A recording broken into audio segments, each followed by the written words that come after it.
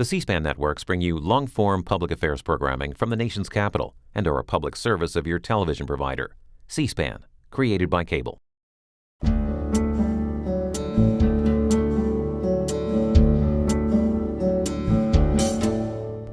This week on Q&A, AMC Networks President and Chief Executive Officer Josh Sapan discusses his work and his latest book, titled The Big Picture, America in Panorama.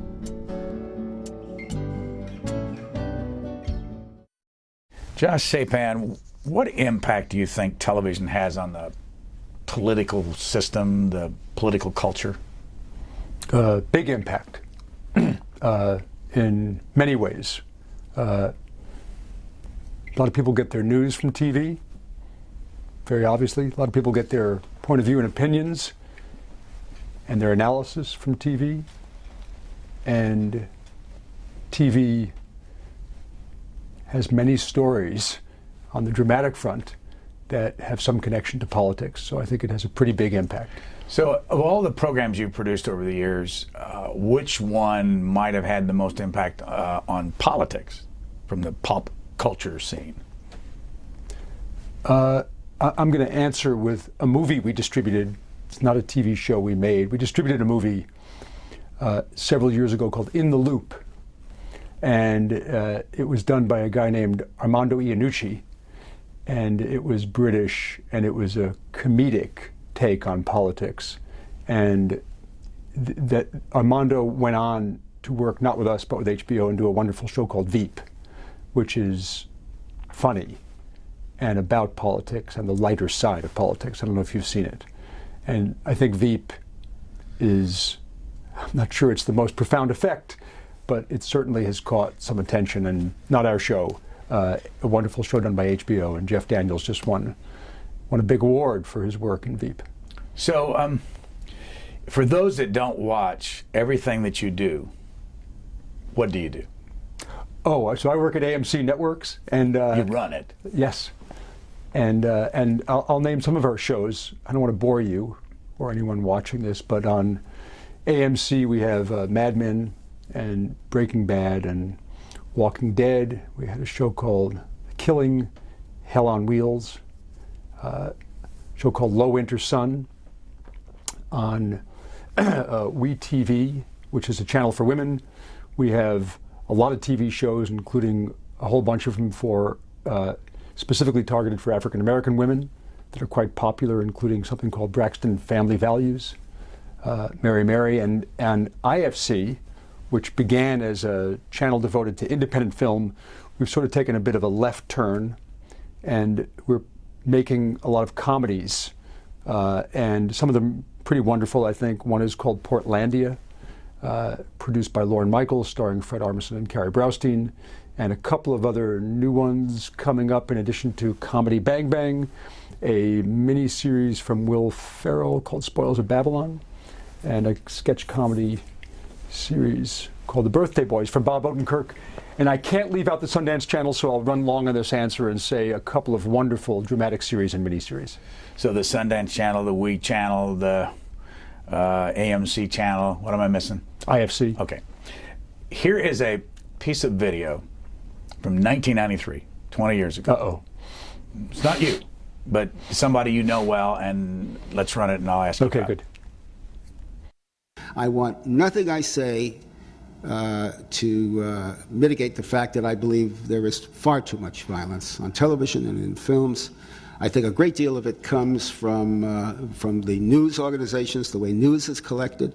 On any local station in my town, the first 5 or 7 stories every evening are a rape, a murder, a mass murder, a child abuse, never the national or international stories of significance, but the violent stories. A great deal of harm is done that way.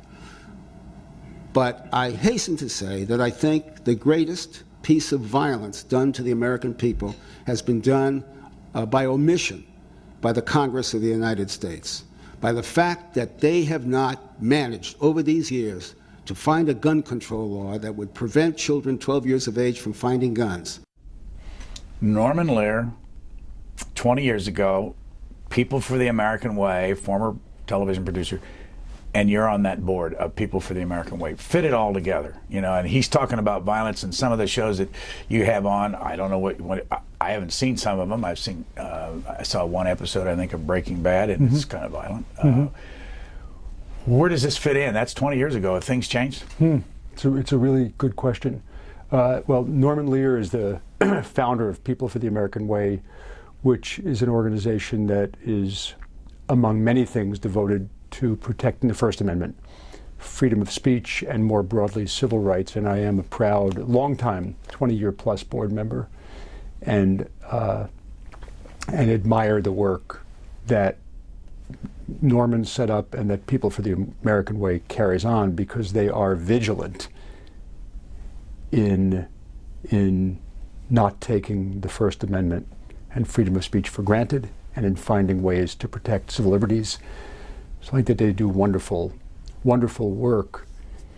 The question of television violence it's interesting that that's the clip, because it's going to be a complicated answer on my part. We do have some shows that, in a narrative sense, portray violence, and I don't know what impact they have on people's behavior. There may be experts who understand it better than I do. I have a personal opinion and a question about it that is actually happens to be somewhat similar to that which was expressed by Norman Lear in that clip 25 years ago, which is that his reference was not to the portrayal in narrative of violent acts, and I'm not enough of an authority to know what impact that may or may not have, but he did talk about news, and particularly local news, and what leads local news so frequently, which I must say I've shared the same perception and the same concern about its influence on behavior in the name of news, and I'm not enough of an expert about it either to definitively state what its impact is, but I will say that I watch it and wonder and worry, and I share the view he expressed about the availability of guns. So your question is a rich one, and my opinion is, I hope, a reasonably humble one, and a personal one, not necessarily an authoritative one, but it is, and I have much more concern about the availability of guns and what is portrayed in and on news than what is portrayed in fiction. And there could, however, presumably be a rich discussion about whether violence in fiction has negative implications. People for the American Way, why did you get involved in that? And what's it do? Yeah, so I got involved because the activities of People for the American Way appealed to me personally, because I think that America is a wonderful country and that freedom of speech is, in my view, central to what is wonderful about America, along with a bunch of other things. And People for the American Way was born to protect freedom of speech and to watch out for where freedom of speech was being compromised. And I thought, working in the TV business, that was central to what makes TV, media, and communications great, so I was going to lend a hand. And People for the American Way does a whole lot more than that in terms of their overall agenda, which is more broadly civil rights, First Amendment rights and protection, and they have a whole bunch of activist programs, so they go way beyond the scope of my original interest, but that's why I joined. There is something on your website, People for the American Way, called Right Wing Watch. Mm-hmm. Yes. And I have a copy in my hand, and this is going to be old when people see this. This is back in October, but it looks like that the People for the American Way track right-wingers, and you actually call it Right Wing Watch. Yes, yeah. Does that make you a left-winger? I don't think so. I think the intention of Right Wing Watch was to be a monitor, and my own view is that it's good if we all monitor one another, and it's good if we all express views about what we're all up to, and I really mean that. And you can like it or not like it, and I think it's good to say it, whether you like it or not, and some people won't like my views, and I probably won't want to hear them not liking my views, but I think that they should express their views. And so Right Wing Watch was set up to monitor people of import who have influence, who are saying things that should be heard, and conveyed and expressed and questioned. And I think it's a worthwhile and virtuous effort. Who are some of the people besides Norman Lear and Alec Baldwin and trying to think of some of the others on the list that are on the board? Mary Frances Berry, who is a longtime and well-known civil rights leader. Michael Keegan? Michael Keegan is the president of People for the American Way. There have been and are a number of people from the clergy on People for the American Way, happily and I think proudly from the Baptist Church, from Rabbi David Saperstein, from the Jewish religion, and there has been a Catholic priest and congressman. Kathleen Turner, the actress. Kathleen Turner, the actress. So people from the arts, people from politics, people from the clergy, a pretty wide range and wonderful group of people. How effective do you think you've been? I would say them, not me. They do the work, and I'm on the board, and I should be, and wish I was a little bit more active. I'd like to take credit for all their work. I think at times they've been terrifically effective, at times less so. I think the existence of People for the American Way is wonderful, important, maybe even profound. So I think very important, not necessarily effective every day, but over the long term, very effective. Let me play, I don't know what, cynic or whatever you call us, by asking this. There are people watching that say, I mean, we hear it on the air all the time, that the media is controlled by left-wingers who have an agenda, who are dumbing down the society by bringing more and more violence to television, more language to television, more sex to television. What do you say to them? What if your worst critic was in front of you? And then you add to that, we have this thing called the First Amendment. Yeah. Well, I have quite a different view. I think that the media world is largely in the interests of the free market today, which I think is terrific. And the free market in the U.S. probably operates better perhaps than anywhere in the world. And that free market brings to the American television screen on cable television, literally, as you know, hundreds and hundreds and hundreds of channels of immensely diverse views, and they're probably best seen in the news spectrum because they're the most on the nose, and you can watch CNN, or you can watch MSNBC, or you can watch Fox News, and now you can watch Al Jazeera, or you can watch business news, or two forms of business news. But in those news channels alone, you'll get views that are arguably on the left, on the right, somewhere in the center, from somewhere else. And what a phenomenally rich dialogue. And it's all operating in a commercial world in which the market is guiding a lot of what happens. And I think that that's fantastic.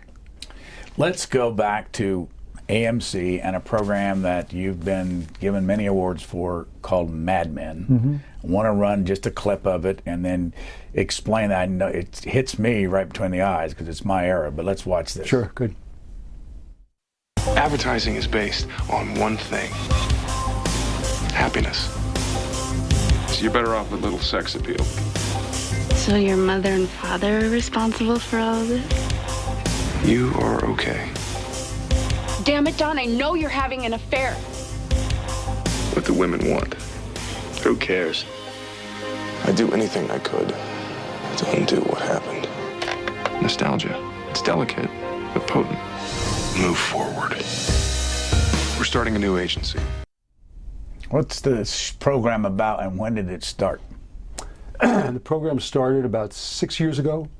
The program takes place in over a 6-year period now or so, and it takes place in New York City on Madison Avenue. And the backdrop is the world of advertising in what some consider to be the golden age or the glory days, but it's really a character study. 1960s. Yeah, yeah, and it's a social study, but it's more a character study, and it's done by the brilliant Matt Weiner, who created it and created all the characters, the wonderful characters in it, and it has obviously struck a responsive chord. Do you watch it? Yeah, I love it.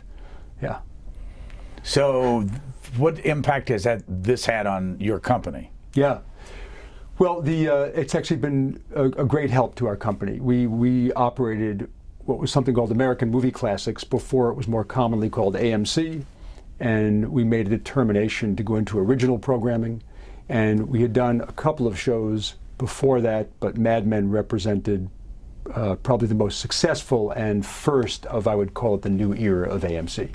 So it sent us on our way to this chapter that we're in. So were people back in the 60s as bad as the program portrays? Smoked all the time, drank at the office, lots of affairs. I can go on. Well, you know, my father was a copywriter and creative director on Madison Avenue, and in 1962 would have been 42 years old.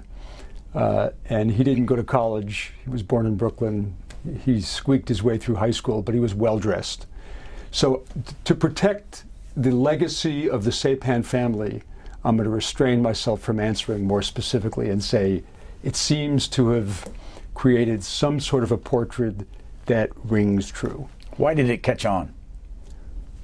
I think that it really caught on because what Matt Weiner did in constructing it and in the way it was cast and directed, and the incredible work of everybody who was involved, Scott Hornbacher and all the actors, was a great study of character and a great study of relationships.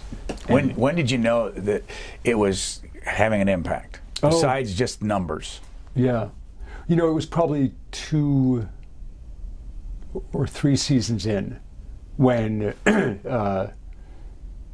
it was first parodied, I think, on Saturday Night Live. And when you're parodied on Saturday Night Live, I think you know you've arrived. But there's more to this than just a television show, and you've talked about it. And I'm talking about all the blogs that have been devoted to breaking down the plots and all that stuff. You've mentioned the importance of video on demand and people catching up with it later. Right. Explain that, and Weiner is connected to The Sopranos, which some people think is one of the great things that's ever been made. Right, he was a producer on The Sopranos and a writer on The Sopranos, and I think my opinion, Brian, is that great stories and great characters affect people, and they affect them sometimes deeply, and not to be too highfalutin about it, but if you read a novel and the novel's great and 300 years later people are still reading it, it has staying power, and the characters in it have staying power, and they begin to mean something beyond the little story that they were first written in. They become permanent. And I think Mad Men in the television framework has some of those qualities. It seems to have a significant impact on people and stays with people. As to the technology question, which is interesting to me, working in the business, we, I think, benefited, and the show benefited, at least to a degree, through the emergence of cable on demand and the ability for people to go to their server and say, I'm going to go watch that later.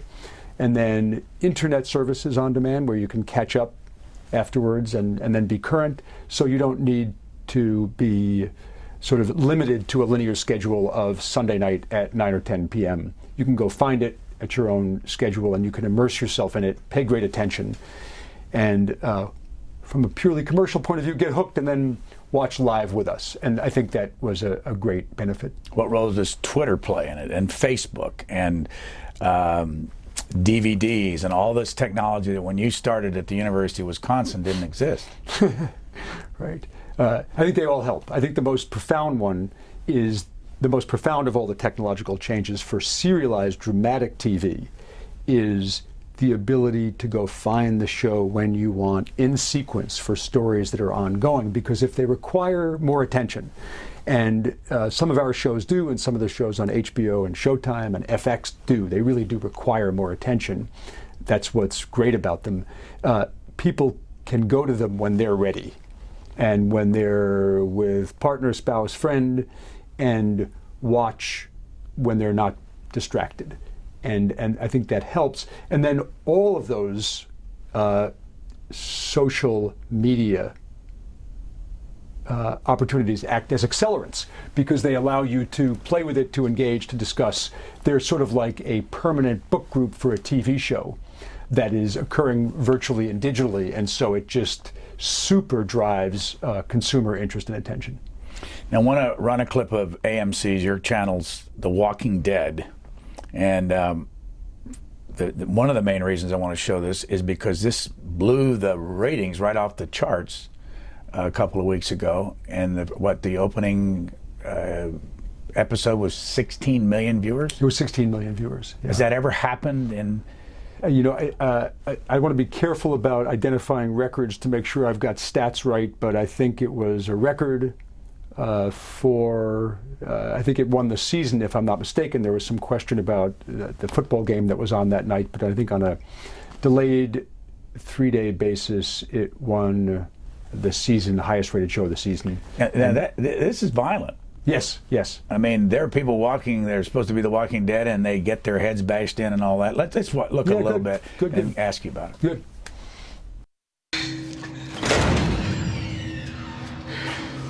Dr. S.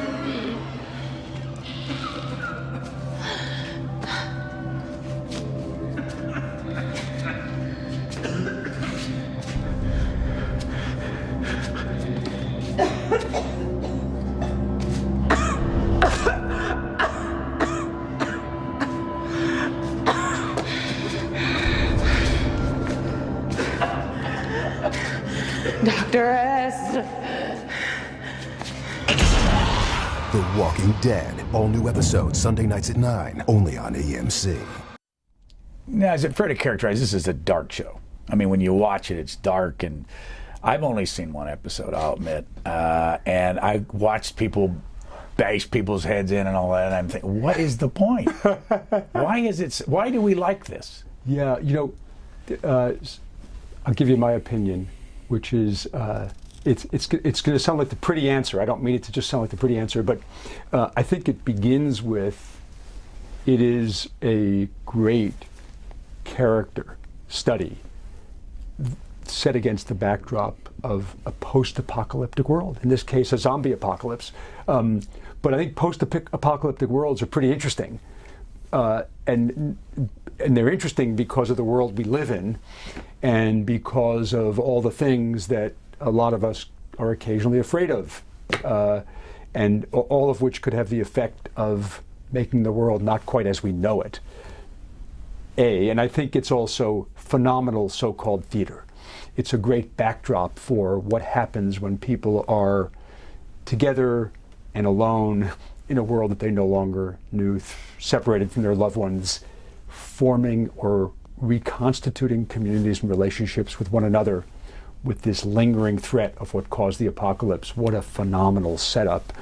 And it's executed brilliantly, and the characters are great and surprising and actually pretty subtle, notwithstanding the violence. And the makeup is spookily good. So you believe it and you immerse yourself in it and you're invited in and you're captured and your heart throbs, and I think it throbs occasionally with fear and a little bit with sympathy and a little bit with love and a little bit hoping for someone to have a good life. So I think it's a great story. How did you get that many people to watch it? I mean, in numbers today, that's a huge number for anybody to watch any television show except a sports program or just a couple of other shows. 16 million people. Yeah. Well, we're in season 3, and so it's been building, and the technology thing that I mentioned earlier, which is that people can find their way to it when it's not only when it's on our schedule on AMC, and so they're inviting and suggesting that their friends view it. But go back to the violence thing. Yeah. If this is so successful with this heavy violence, does that mean that the American people love violence? I mean, this is an old subject, and you know, and you look in the movies. I mean, it's just constant boom, boom, boom. What Hollywood puts out. You know, I actually, you know, one can judge for themselves. I don't think it is the violence. And I really don't think it's the violence that makes the show attractive. The violence is obviously caricature. There has been a zombie apocalypse. So far, there hasn't been a zombie apocalypse. So it's fanciful, and it's made up, and it's extreme, and there's a fundamental conceit in it. So I think it creates drama. And it's a great construct, and it's shocking and surprising, but it's fundamentally about survival, and it's fundamentally about how people organize with one another, and actually how they fall in love and have babies and all the good stuff of life. It's set against a very dramatic sort of conceit or backdrop.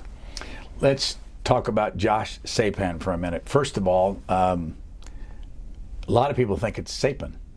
Where does the pronunciation come from? I don't know. My grandmother said Sapan, so I'll take anything. Anyone who says my name in any vague way that's like a dog, I'll just respond if it's close. Where does the name come from?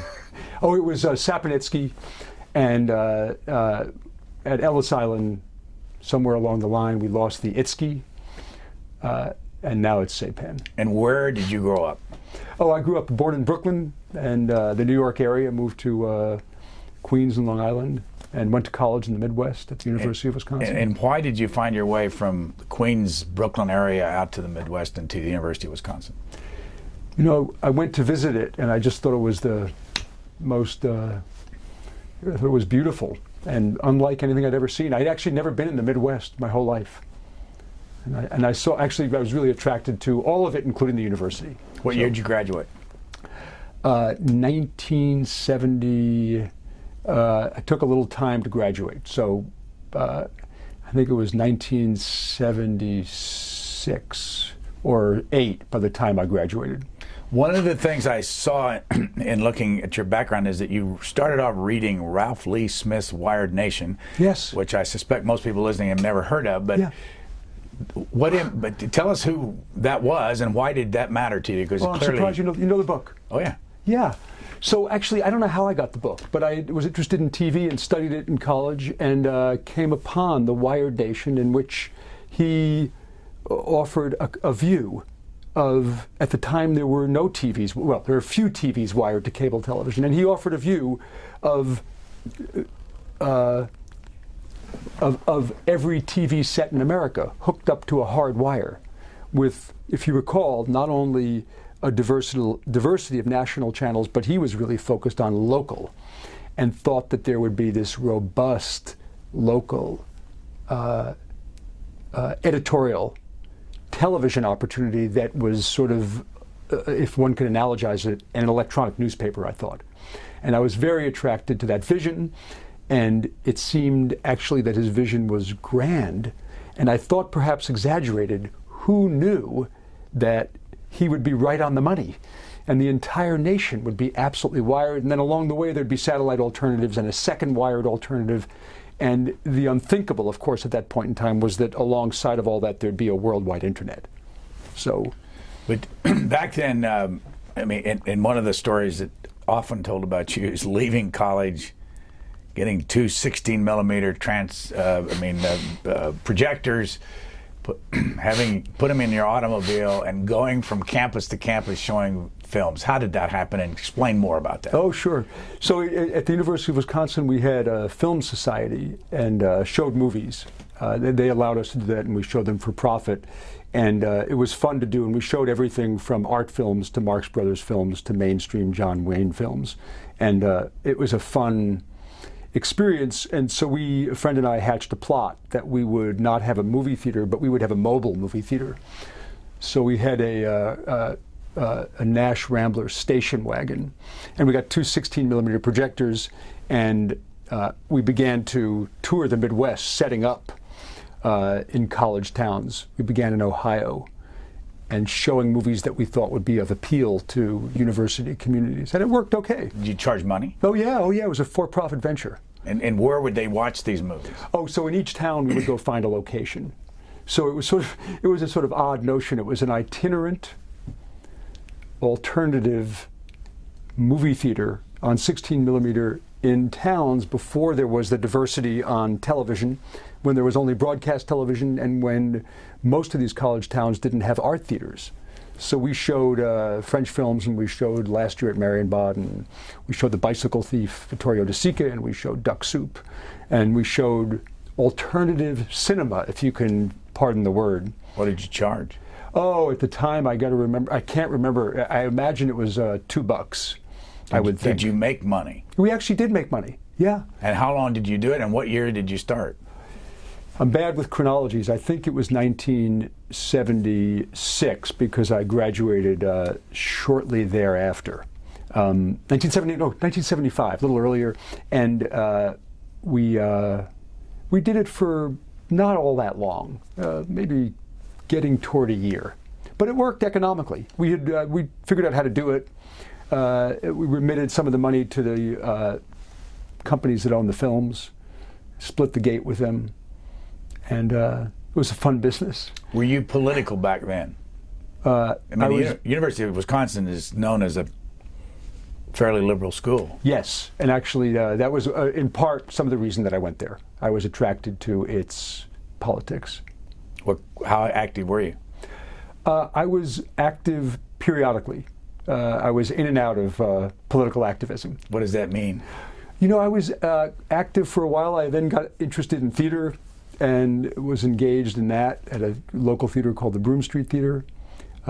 So I was sort of in and out of politics. There were many people more committed and consistent in their political activity than me. You've spent how many years with the Dolan/AMC organization? Yeah, now 26 years. How many years with Showtime? Oh, 7 years before that. And what did you do leading up to your job with Showtime, and what was that job? Sure. So I worked at a local cable system in the earlier days of cable television called, what was then, now different company named Teleprompter Manhattan Cable TV. And it was located in Why were you, I mean, you did this video thing, the films and all, but why were you attracted to cable TV? Because it wasn't very dominant or prominent then. No, actually, I actually had read The Wired Nation, and The Wired Nation was all about the promise of cable television, and I thought, this is the future. This is going to be the greatest thing in the world. There's going to be this flowering of editorial content locally and nationally, and I want to be a part of that. So I found my way to Teleprompter Manhattan Cable TV. Here's a program that you were responsible for, no longer, but let's run this and see what you can tell us about it.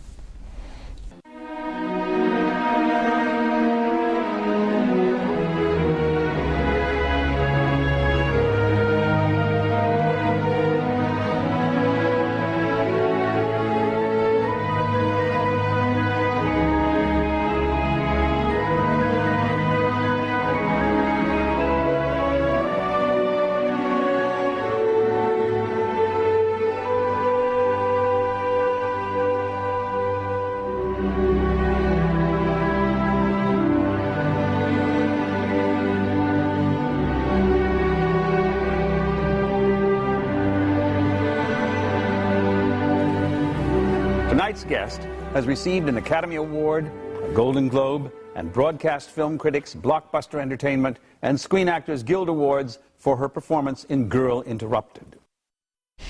The new school where that was done is a school that you have been on the board. Are you still on the board of the new school? Yes, I am, yeah. Again, a very liberal school.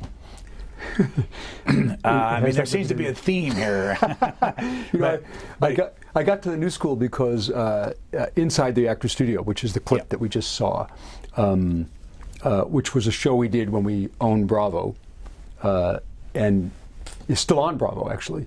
We later sold Bravo to NBC, but the new school operated that as their theater program. I guess the question I have about is that in all the, you haven't done much politics. In other words, you've gone to the creative side and not much, and why? And have you missed that, or is that where the People for the American Way comes in? Yeah, you know, I vote all the time, so But have you had any urge to do political programs? Oh, I have a lot of interest in it, Brian. I watch a lot, and I listen a lot, but I don't think haven't found my way to it. I have in my lap here, what we'll show on the screen, an unusual looking book. It's an unusual size book. It's called The Big Picture, American Panorama. Your name's on it, and so is another gentleman. Luc Sant wrote the introduction. Luc Sant. All right, tell us about this. Oh, so I had been collecting for 30 plus years these big photographs. People see them, they're often of sports teams or a religious group or a church group. And for 35 years, I just couldn't resist them. I'd find them in junk stores and put them on my wall, somewhat to my wife's chagrin, because they don't necessarily portray always a happy picture. But I thought that they were intriguing because they told a little bit of a sort of random story about American history and about moments in America and about style and culture and belief and community and war. And I always wanted to put together a book. And so I finally found a publisher who agreed, Princeton Architectural Press, that it would be a virtuous book. And we did it, and it came out a couple of weeks ago. This is a World War I transport. Yes. Location and date unknown. What got your attention here?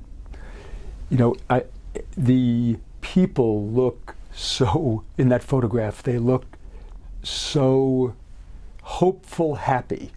And I don't know exactly where they're going or what they're doing, but it looked like people on their way to something they thought would be better. And I thought it was dramatic. The other thing you've done is, and here's a picture called the Mohawk Peace Conference, Lake Mohawk, New York, 1915. But the interesting thing about this, beside the photograph, is that you've got some liner notes here written by Mark Halperin, and you've had several others write notes for you. Yeah, so when I was discussing the book with the publisher, Jennifer Lippert, we together hatched the notion that in order to make these photographs, which are historic, a little more accessible, it would be nice to have captions from people whose lives or work connected to the subject of the photograph. So we were fortunate enough to get 20 people, and it's a great list of people. I can't come up with them all, but Mark wrote, and a range of, Norman Lear wrote a caption, and actually Kathleen Turner was kind enough to write a caption, and Congressman John Lewis was kind enough to write a caption. Here's one. It's the American Newspaper Publishers Association. It's Ariana Huffington wrote the caption on this. Location unknown, but 1908. And she talks in there little tidbits like this. The first newspaper printed in America was Public Occurrences, both foreign and domestic, in 1690. And then she goes on to mention the electronic media and the change in cable television and all that. Did you tell them what to write? No. They wrote themselves. They each wrote themselves. I gave them a selection of photographs to write about, and they made their own choices. This is one written by the clothes designer, Joe Abood, yeah. And it's a photograph from New York City in February 23rd of 1906, and it's got something to do with a tuxedo here that he talks about. 11th annual dinner of the Erie Railroad Association at the Hotel Savoy. Yeah. Why did you get interested? What's this photo about? You know, I just thought it was sort of exquisite in its own way, and celebratory, and a little bit about men's fashions, and Joe was kind enough to write about it and talk about tuxedos. What did you hope to accomplish with this book? Oh, just to finish it. I actually wanted to. I thought it was fun to have a little view of history of a time in America that wasn't instructional, first and foremost, that was a little bit more anecdotal and actually a little bit more archaeological, meaning random. So you sort of take a look at them and you see bunches of weird photos, and then the captions explain them. So I had a vision of actually high school students flipping through them and loving history if they flip through it. Camp Meade, Maryland, date unknown, 11th Lafayette Infantry Division, and the liner notes on this says that there's something like 25,000 people in this photograph. Yeah. And where did you find that? The source of that I don't recollect. I was able to get. I drew from my own collection from the Library of Congress and from the collection of a guy named Bill Hunt, who lent me a bunch of his photographs, and he's got a vast collection. Here's one of the Liberty Bell, which also has thousands of soldiers in it. From this is also Camp Meade, and it seemed like I remember reading about Fort Dix, but maybe yeah. Why did they do that? Do you have any idea? I think it was a thing. I think people would gather. My wife's relatives are hanging in what was her parents' house was a picture of them and a flag, and they had a big giant flag formation, and it was to create an impression. This is from 1931 in Brooklyn, New York, the Hagenbeck Wallace Circus Annex. And what you've done with this is you have a broad, picture, you can see everybody, and then over on the next flap right next to it, you show, I assume, the fat lady and the dwarf or the midget and all that. Would we allow this in our society today? It's a good question. I think yes, under certain circumstances, because I'm familiar with the circumstances under which it's allowed, but I hope that it would be treated sympathetically, and it would be treated as sort of just an expression of differences, and I mean it. What circumstances is it allowed? Well, we did a TV show called Freak Show, and it was actually about a guy in Venice Beach who has people who have extreme characteristics and actually become, I'm making it sound really kind, but it is, and he sort of celebrates their differences with wonder and not with any derision or judgment, really with wonder. In your experience of looking at Americana, and you also are the world's private, have more lightning rods than anybody in the world, private collection. What is that about? Please tell us. And how many lightning rods do you own? Well, I think if you have over 100, you have the world's largest collection. You could call it a private collection, but you can have one too, because at the price they're available, you can afford them too if you go find them. I just became intrigued by their shape, and they're like weather vanes. They're decorative, and so they have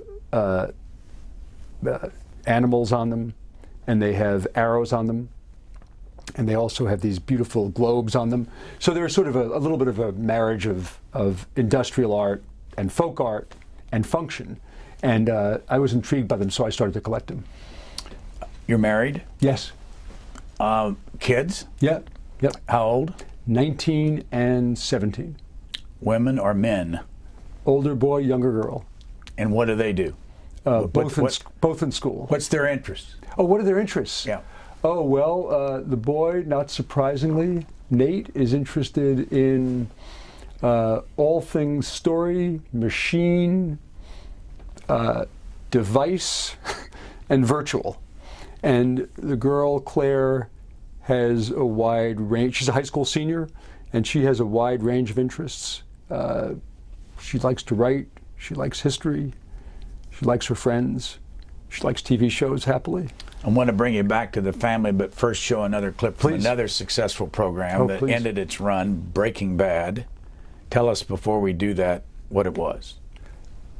The unlikely story of a mild-mannered high school science teacher who gets incurable cancer, gets terminal cancer, and turns to meth dealing to get money for his family. How's that for a log line?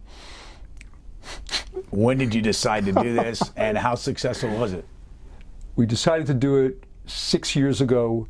It began modestly, and it became extraordinarily successful because the guy who wrote it, Vince Gilligan, if there's anyone who can be called a television genius, it's Vince Gilligan.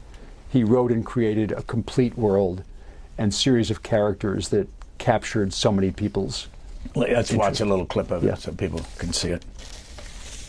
This is not meth.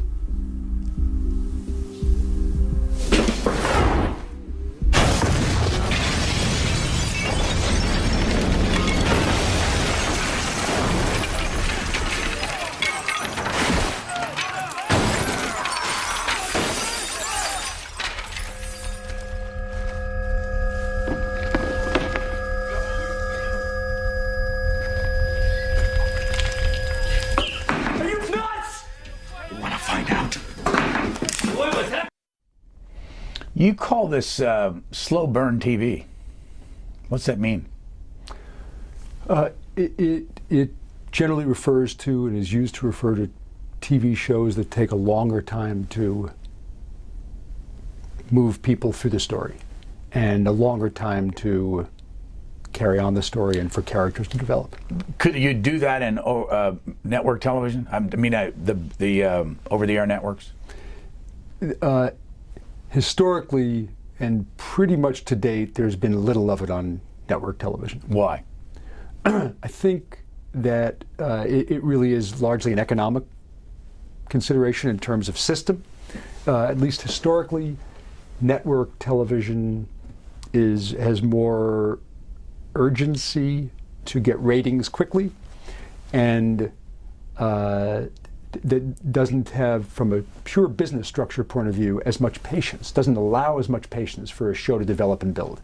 It needs to perform more quickly, and shows that are slow burn actually are slower, and they're more often slower to develop. So it's been historically not on the network schedule, and it's been on the cable schedule, and actually more frequently on the premium.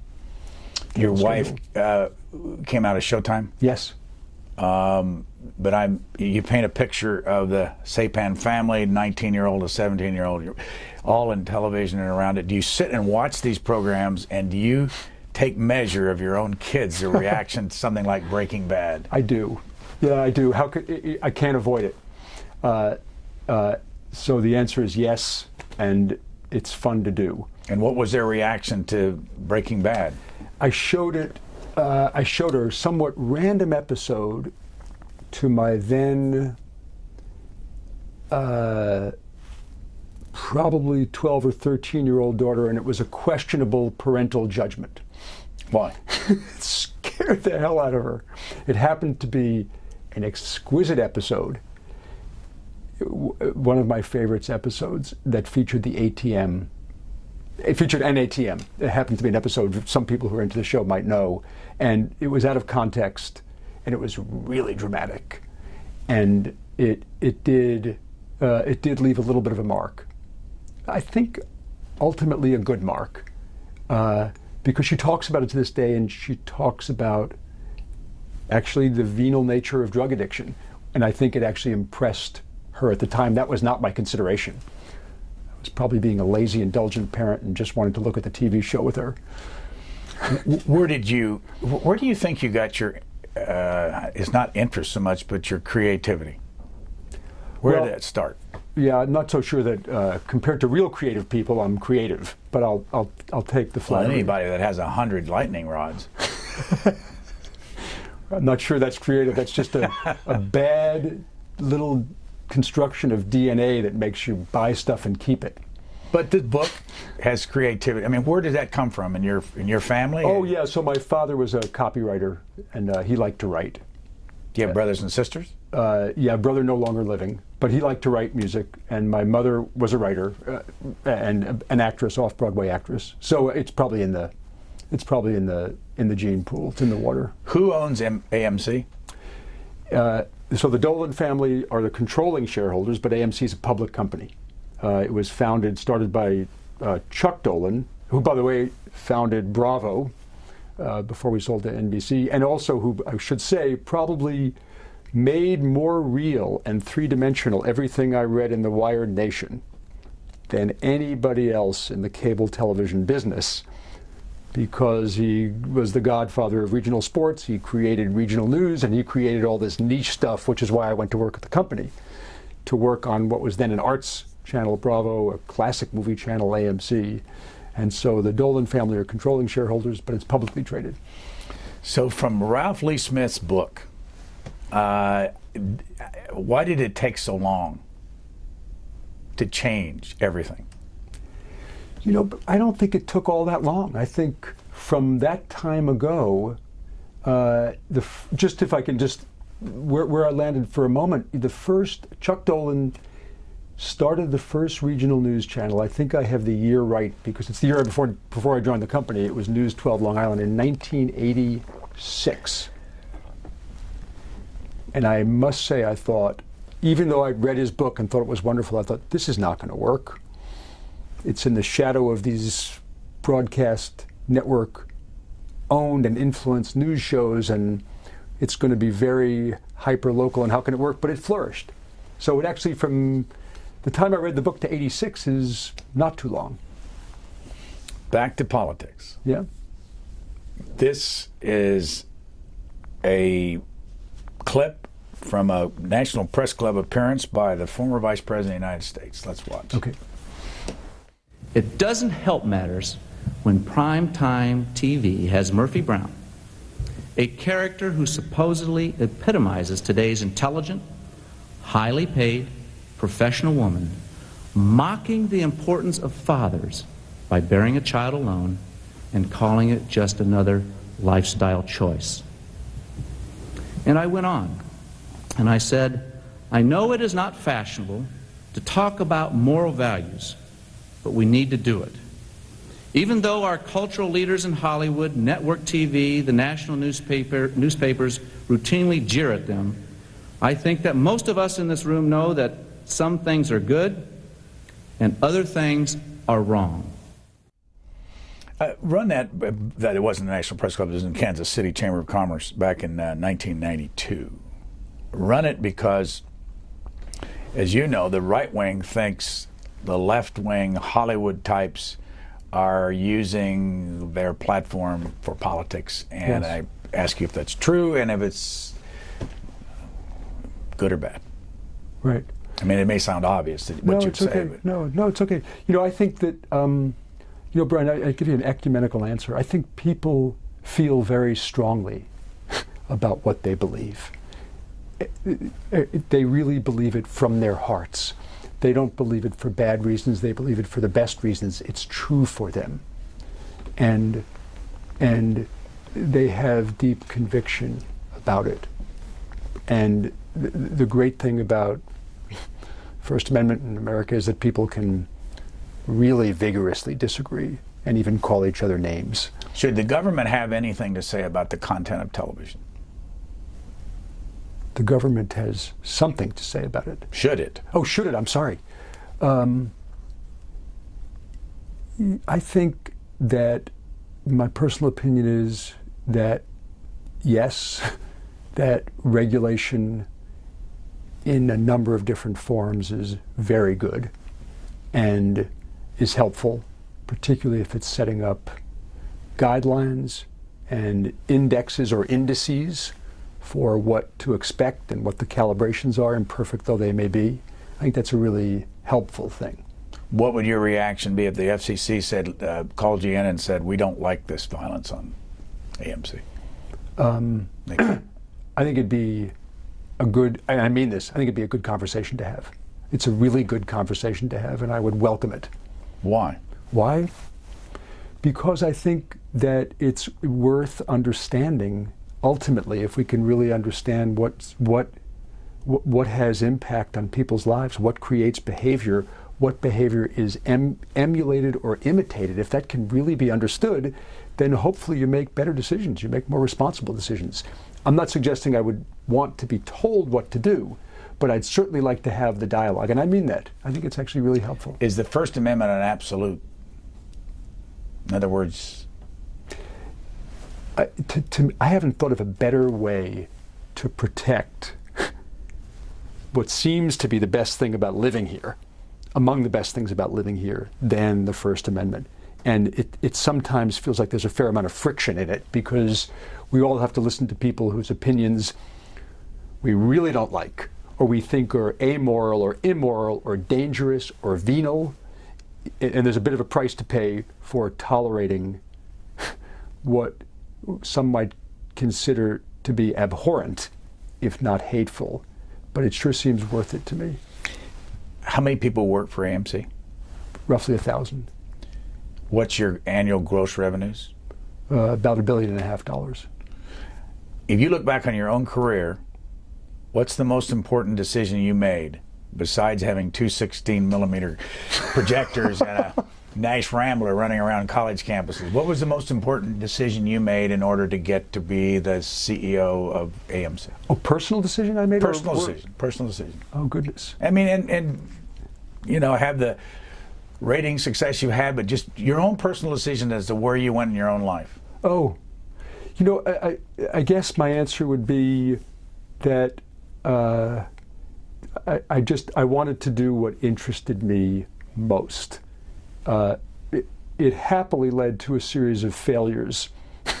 Probably failure trying out acting, not very much success trying out writing, not too much success trying out being a producer in a small way, and I failed up to being an executive. But was there a decision along the way, though, that took you to the Dolan family, took you to Showtime, that made a big difference in your life? Yeah, so probably the decision that was the most important one for me, career-wise, was going to what was then called Rainbow Media, not AMC Networks, Cablevision and the Dolan family. And that, the way the Dolans ran that company with the invitation to be adventurous and entrepreneurial, take risks and do new things, and their interest in what was new and next and risky, relatively, it was probably it. What would you like to do before you quit?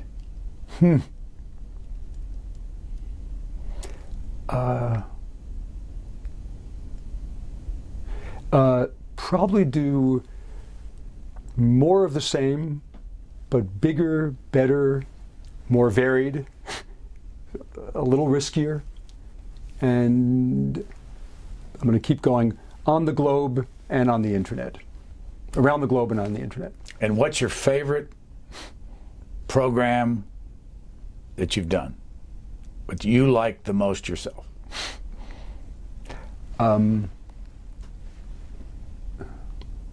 It's really hard to say.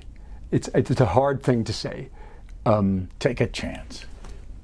It's hard for me to get over Breaking Bad and Mad Men. We have a new show on the Sundance Channel coming for its second season called Rectify that is quite exquisite. Josh Sapan, CEO and President of AMC Networks, thank you very much. And the name of the book is called The Big Picture, America in Panorama. And how much is this, by the way? Check with your local retailer. Because there's no price. Thank you, sir. Thanks so much, Brian.